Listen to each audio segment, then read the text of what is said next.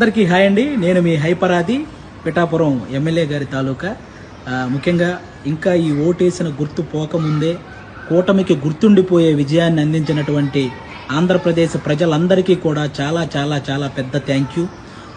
10 సంవత్సరాల నుంచి ఎన్నో అవమానాలు, ఎన్నో తిట్లు, ఎన్నో కష్టాలు ఇవన్నీ భరించి ఒక్కడే తన సొంత డబ్బుతో ఎవరి సహాయం లేకుండా ఒక పార్టీని నడిపించి ఏ పదవి లేకపోయినా సంపాదించిందంతా సహాయం చేసిన పవన్ కళ్యాణ్ గారి కష్టానికి ఈరోజు సరైన ఫలితం దక్కినందుకు, ముఖ్యంగా 70,000కు పైగా మెజారిటీతో ఆయన్ని గెలిపించిన పిఠాపురం ప్రజలకి, అలాగే ఆయన అనుకున్నట్టు కూటమిని ఈ స్థాయిలో నిలబెట్టిన ఆంధ్రప్రదేశ్ ప్రజలందరికీ కూడా థ్యాంక్ యూ సో మచ్ అండి.